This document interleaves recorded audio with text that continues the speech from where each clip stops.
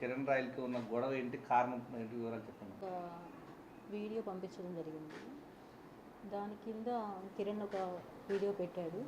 First నేను దాని గురించి చెప్పాలనుకుంటున్నాను.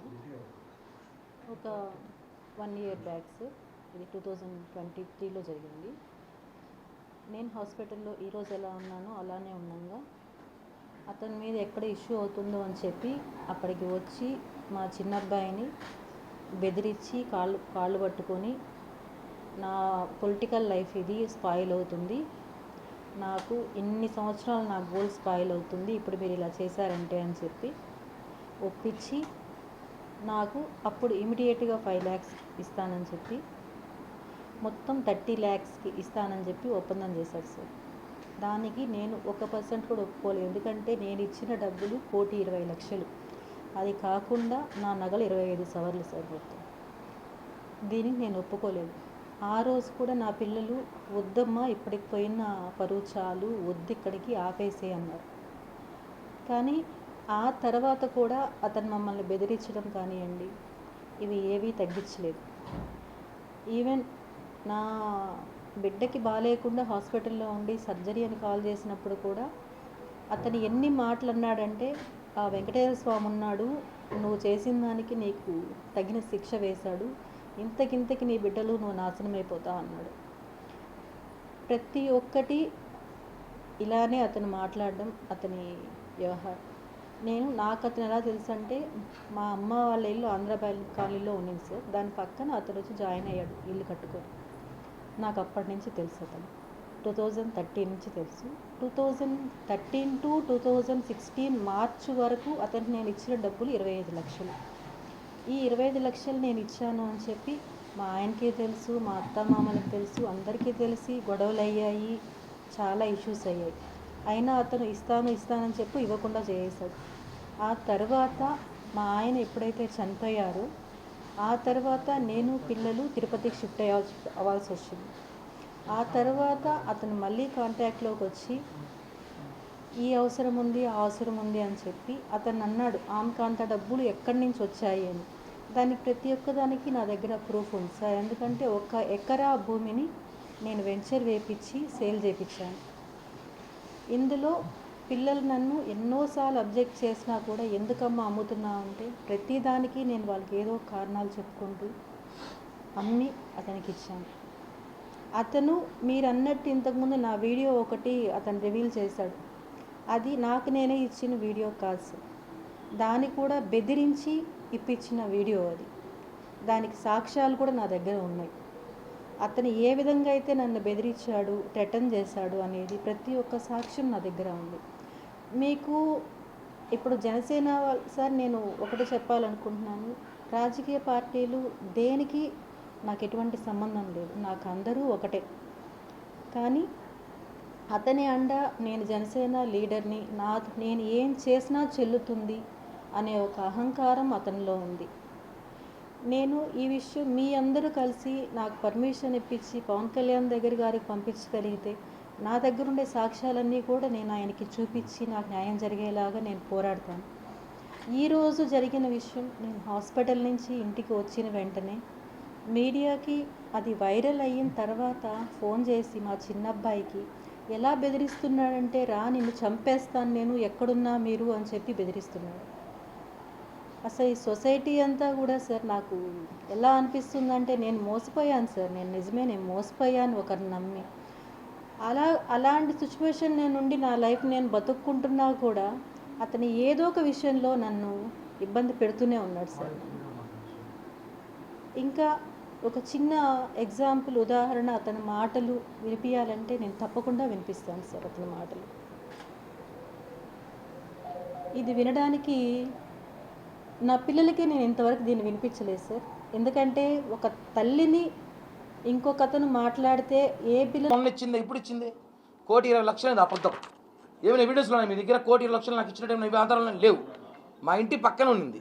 ఏదో చీట్లు డబ్బులు వేసుకుంటే చుట్టుపక్కల ఆడవాళ్ళకి ఇబ్బంది పడతా అంటే నేను మాట్లాడి సెటిల్ చేసాం. ఆ అమ్మాయి సెటిల్ చేయబడి ఇచ్చిన ఆడియో కూడా వినిపిస్తా, వీడియో పెట్టి ఒకసారి. ఆ అమ్మాయి ఏం మాట్లాడిందో 2 సార్లు లక్ష్మి, వైఫ్ ఆఫ్ టి బృందకుమార్. నాకు కిరణ్ రాయల్ అలియాస్ కిరణ్ కుమార్ అనే అతనికి 2013 నుండి ఈ రోజు వరకు చాలా ఆర్థిక లావాదేవీలు ఉన్నాయి. దీని మూలంగా గత కొద్ది కాలంగా చాలా గొడవలు జరుగుతున్నాయి మా మధ్య.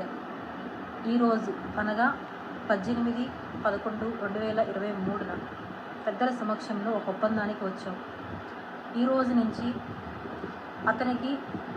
అతని వల్ల మా కుటుంబానికి ఎటువంటి హాని జరగకూడదు. అదేవిధంగా నా తరపు నుంచి, నా పిల్లల తరపు నుంచి అతని కుటుంబానికి ఎటువంటి హాని జరగదు. ఫైనాన్షియల్గా అన్నీ మేము ఈరోజు సెటిల్ చేసుకున్నాం. అది ఆ లావాదేవీలన్నీ ఒక లిఖితపూర్వక పత్రంలో రాసుకున్నాం. ఇది అన్నీ నేను దైవ ప్రమాణంగా చేస్తున్న సాక్ష్యం. ఇది ఇంకో వీడియో, లేటెస్ట్ వీడియో. డబ్బులు తీసుకున్నప్పుడు 15 లక్షలు ఒకసారి, 15 లక్షలు ఒకసారి తీసుకునింది. 15 లక్షలు తీసుకున్నాక పెట్టి మాట్లాడే వీడియో.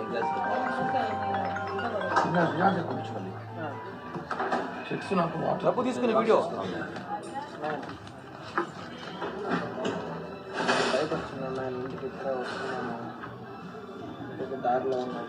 ఒక హోటల్లో డబ్బులు తీసుకున్నా నా దగ్గర.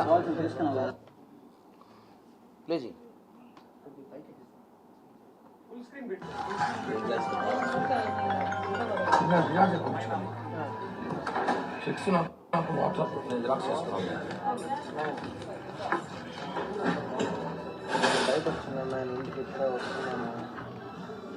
ఆ అమ్మాయి కిలాడి లేడీ తెలిసి వీడియో తీసుకున్నాం మేము. ఎందుకంటే ఇంకా అమ్మాయి గురించి ఇప్పుడు అమ్మాయి ప్రొఫైల్ ఇంట్రడక్షన్ చేస్తాను.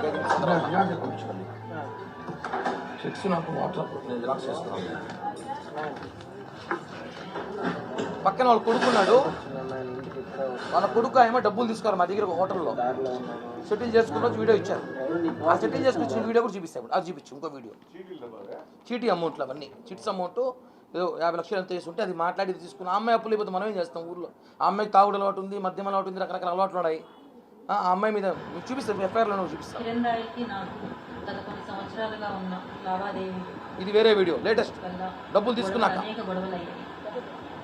ముందు చెప్పినట్టుగా ఇచ్చిన చెక్స్, బాండ్ అన్నీ ఈ రోజుతో క్లియర్ అయ్యాయి. ఆ తర్వాత మిగతా వాటికి 2 చెక్కులు, బాండ్స్ ఇచ్చారు. ఈ రోజు నుంచి అతనికి నాకు ఎటువంటి లావాదేవీలు లేదు. నా కుటుంబం నుంచి అతని కుటుంబం నుంచి నా కుటుంబానికి ఎటువంటి హాని జరగకుండా ఉండాలని కోరుకుంటున్నాను. ఈరోజు 50 లక్షల రూపాయలు చీటీ వేసాం. 2024 ఇప్పుడు కాదు, ఇది అతనికి నాకు 2016లోది వేసింది.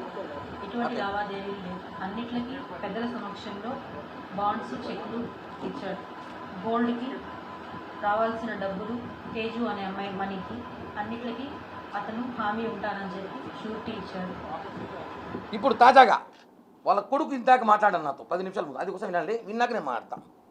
వాళ్ళ కొడుకు ఏం మాట్లాడాడు అది కూడా వినిపిస్తాను. ఎందుకంటే ఇది వైసీపీ ఆడుతున్న చిల్లర రాజకీయం, చిల్లర గదవలు ఆడుతున్నారు. ఆ రోజు నా అంకుల్ నేను చూసుకుంటా, అంకుల్ డబ్బు సెటిల్ చేసుకున్నారు. ఆమె నేను ఏదో ఇంట్లో గొడవ టాబ్లెట్లు వేసుకుని హాస్పిటల్కి వచ్చింది. నాకు ఎప్పుడు వీడియో రికార్డ్ చేసినా కూడా తెలియదు. ఆ ఫోన్ కూడా నా దగ్గర లేదు. నిన్న వైసీపీ నాయకులు మీ అమ్మని కలిశారంటే ఆ విషయం తెలుసా నీకు?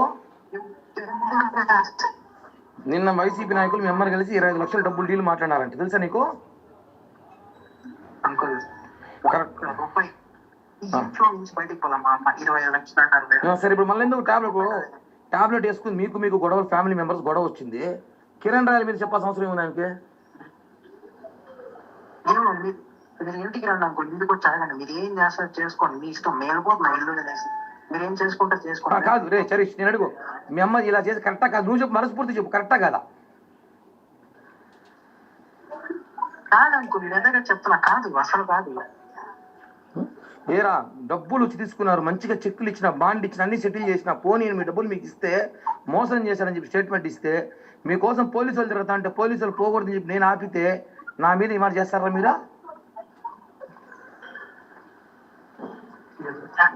చెప్పు చరీష్.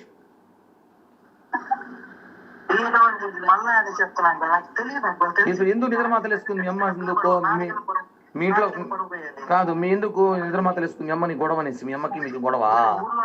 ఊర్లో అంతా అప్పులు చేసింది అంకుల్, వాళ్ళంతా ఇల్లుకి వస్తున్నారు. మా అన్న అడిగాడు, దానికి నా మీద చెప్పేసింది.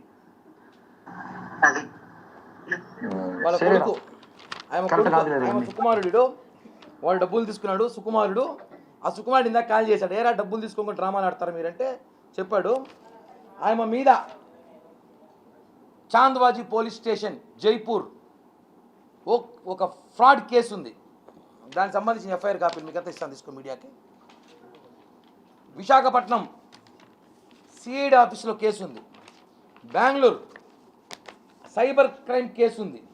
ఆ అమ్మాయి జనాల్ని మోసం చేసి ఆన్లైన్లో బెట్టింగ్లు ఆడించి 2-3 కోట్ల దాకా డబ్బులు లాసై పిచ్చి పట్టిపోయి మద్యానికి రకరకాల దానికి బానిసై కొడుకులు అనక కొట్టు తిట్టినా ఆ అమ్మాయి కోసం జైపూర్ నుంచి 6 మంది పోలీసులు వచ్చి ఆ అమ్మాయిని తిరుచానూరు పోలీస్ స్టేషన్లో ఎత్తుకోపోయి కూర్చోబెడితే 2021లో స్టేషన్లో కూర్చోబెడితే నా కాళ్ళు పట్టుకుంటే మా ఇంటికి వచ్చి కొడుకులు సిఐకి ఫోన్ చేసి ఆడపిల్ల సార్ కేసు బెయిల్ ఇవ్వండి, స్టేషన్ బిల్ నుంచి పంపించండి అని మాట్లాడి బెయిల్ తీయించా. Station bail 2021లో.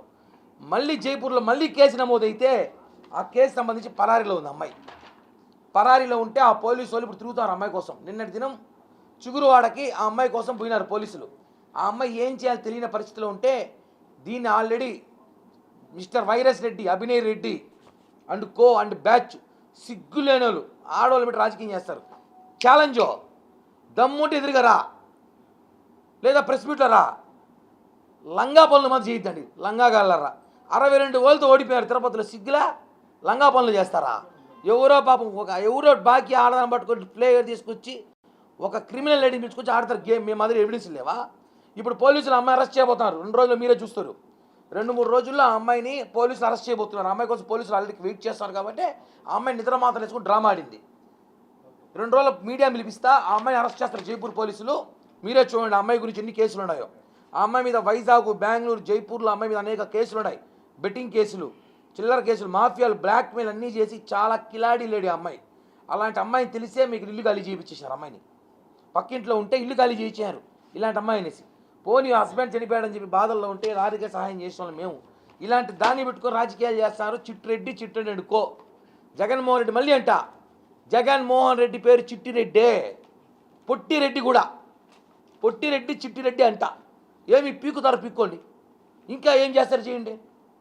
ఏ టెక్నాలజీ వచ్చినా కూడా మీరేంది మాట్లాడతారు. ఎవరో పెట్టుకొచ్చి ఆ అమ్మాయి 1,20 లక్షలు డబ్బులు ఇవ్వాలని డబ్బులు తీసుకున్న అమ్మాయి చెప్తాను, వాళ్ళ కొడుకు చెప్తున్నారు మోసం చేశారని చెప్పి మీ సోషల్ మీడియాలో ఓవర్ యాక్షన్ చేస్తే నేనేందో మా పార్టీ గురించి ఏందో పవన్ కళ్యాణ్ గారికి తెలుసు.